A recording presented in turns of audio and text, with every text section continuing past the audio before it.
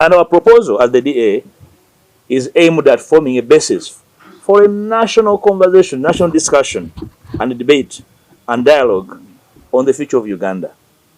And note, these are our objectives. Other people can add theirs, but these are our objectives. They are essentially 6 in propagating the idea of a national transition and reform processes. The reform processes we have talked about variously. It involves reforming a number of laws, including amending the national constitution. But to break down the principal 6 objectives: 1, to ensure key constitutional, electoral, and administrative reforms that should be effected before the next general election. Our intention is to make sure that before the next general election, potentially in January next year, we undertake critical legal or critical constitutional and political reforms before we are enthusiastic about participating in the next election. And I'll expound more on what that is about. 2, to ensure the conduct of non-violent, free, fair, credible, verifiable, and consequential elections. Some electoral processes are actually being inconsequential. I'll give you an example. For the bulk of the last elections in which I've been active, call them probably 6 of them, the only consequential outcome has only been limited to local governments and parliament. The presidency has been insulated from any consequence. That's why the media will say the incoming is the outgoing is actually the incoming. So there's no conversation as to the possibility. Say, what if the incumbent collapses in an election? What happens? So what if the incumbent is thoroughly defeated without an iota of doubt and he hangs on? What happens? So we want a conversation because we want to have an idea of what looks like a free, fair, credible, and verifiable elections. You remember in the last 3 elections, Dr. Kizza Besigye was consistent in saying, if you think I lost, can we go ahead and verify and authenticate the nature of my loss? Can we go ahead and authenticate the nature of my opponent's victory? That has never happened.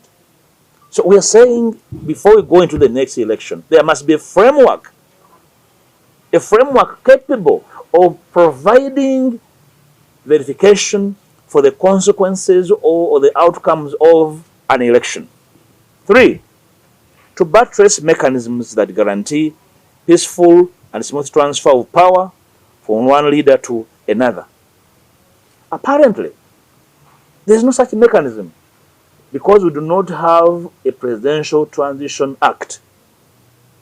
We don't have a mechanism that guarantees what happens to those who leave power. People hang on to power sometimes because they fear that there is no framework to insulate them from the crimes they have committed while in power. We want to have an arrangement of guarantees, an arrangement of ensuring that those who leave power actually don't leave the country. So if they have committed crimes against the citizens, there must be a framework of understanding the nature of crimes. Are they crimes in personam? Are they state crimes? So where's the framework? 4, to campaign for the implementation of a national reconciliation and reparation plan. Gentlemen and ladies, so much has been going on over the last 40 years under the leadership of General Museveni and his people. We surely know that there are so many injured citizens. There are so many affected citizens. And somehow, the political actors believe that they can be ignored. We don't think so. A nation that ignores the injured is a nation of fools. I don't think we are. We cannot afford the luxury of ignoring citizens that have been injured over time. So what will happen to citizens whose children have disappeared under the auspices of General Museveni and his people? Should we simply say they melted away like ice? So we need a framework of truth-telling so that the country can heal from the effects, from the ravages of bad governance as we usher in a new epoch of leadership that appreciates the values of our people, that appreciates the values of human rights, the values of association and disagreement. So it's our belief that this is lacking. That's why disagreements make people get gray hair, because there is no framework for resolving them. If you disagree, you take the fastest flight when a regime changes. We cannot build a nation. That kind of. When you go term limit, in our view, you control both the young and the old.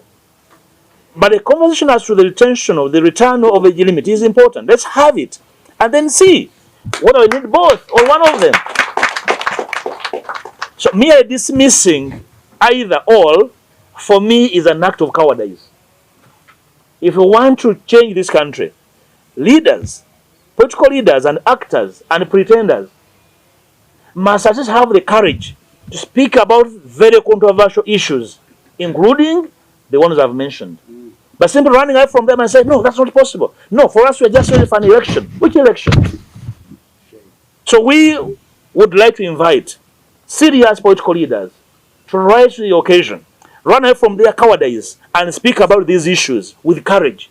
That these are the issues that we need to see be acted upon in these times. I talked about the critical amendments in the executive, dropping a vice president to go for deputy president. I talked about those issues hitherto. I don't want to bore you with that conversation. I talked about the downsizing of parliament from the current bloated 500 and 50, 59 or thereabout, to reduce the size of parliament by a third. Can we have that conversation? Is there any sane citizen who can say that that parliament can even be enlarged? In the current framework, actually, we are destined to expand the size of parliament by an extra 50 MPs. I want to inform the country that there is an ongoing process to enlarge parliament with an additional 50 members of parliament. Sure. For me, that's a crime against citizens. Shame. So can we have a national conversation as to how this parliament can be downsized? So when we discuss devolution, we cannot be discussing devolution and expansion in the same statement. Okay? We agree. If we want to devolve, then we must have some MPs can become councillors in their areas and influence local issues. I'm not trying to really downplay their quality. No. You are not any less of quality because you're a councillor. You're a leader of your people. Some MPs can become governors of their communities. Who knows that is guaranteed is going to be in the next parliament?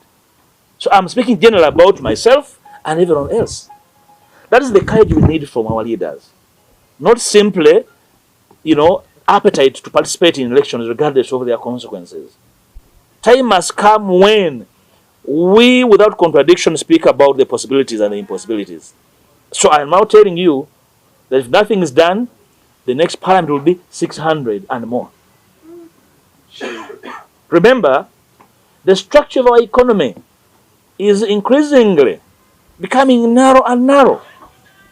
So we have increasingly more mouths to feed and a lot more appetite than the resources at our disposal. So must we expand, political offices, or we need to really expand the framework for service provision in the country. So I have mentioned the acts I have put before Parliament, including the Presidential Elections Act for amendment, the Parliamentary Elections Act for amendment, Law Government Act for amendment, the political parties and other organizations act for amendment. Critically, what we are targeting as the DA in the Political Parties Act, the way it was framed, it was actually enacted in bad faith. Political parties, for example, are almost incapable of forming a registered coalition. I have had comrades in the other political platforms talk about their willingness to work with the others. You cannot register that kind of arrangement. We are probably the only nation that is incapable of responding to citizen concerns for over 20 years. There are so many lingering questions that require citizens to answer back. By the way, including the question that General Museveni wants to make a person like bail. If he has issues with bail, let him take the question to the people. They will answer him back. You have problems with bond. Let him go to the citizens who are affected by the inefficiencies of government. How can you say you want to do away with the bond when you don't have prosecutors? When you don't have magistrates? Who speaks about that? So I think General Museveni is tired, real tired. Let him take that question to the people through a referendum. He will get the answer he wants. So, we are alive to time. In 261, we can amend the constitution as parliament 2/3 and local government 2/3. That time we have.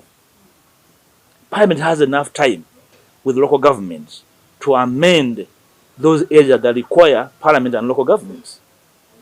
Then in 262, parliament alone, the area that require parliament alone. So parliament has time. It's only clumsiness and ill will. So if goodwill prevails, the question of time is not a big issue for all the intended amendments. It has for some, but we also have a remedy in terms of cascading them. And then the outcomes can be implemented by the next government. I'm strictly talking about governance.